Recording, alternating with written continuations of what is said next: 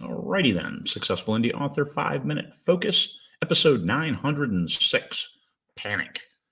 When is the right time to panic? I would suggest it's never. However, sometimes we can't control that. It's like the old interview question when you're looking for a new job and they said, well, how well do you respond to a crisis situation?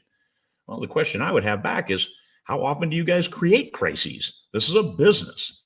You should be running your business and not creating crises where your employees have to jump through their butts. How often do you do that? How bad is your management that you'd have to do that? Okay, they probably don't like that kind of question, and I know they don't. So when is the right time to panic? When expectations don't meet reality. Reality lets you down. Maybe your expectations were too high. Maybe your expectations were in a completely different direction.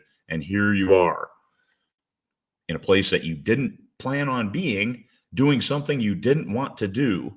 And all of a sudden, everything is going to hell. And yes, you're panicking. Oh my God, what do I do? I don't know. I wasn't prepared for this.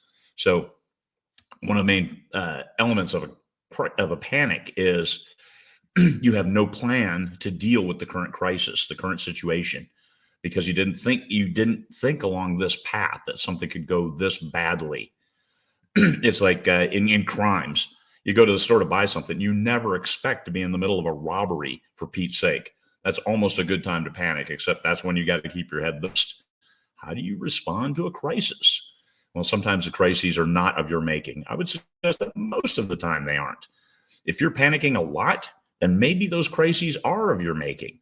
And then you have to look at yourself. How am I planning? How are my expectations not aligning with the reality of my life? What's going on here?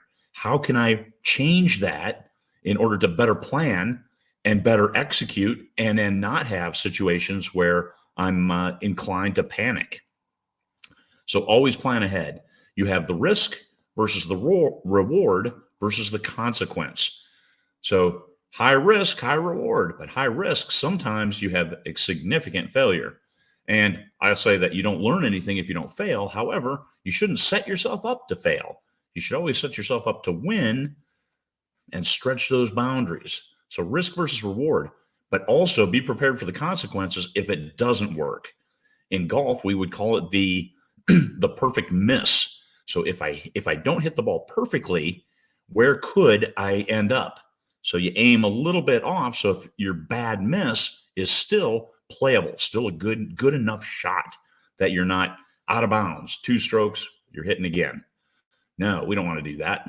So you play for that perfect miss. So reality versus expectations.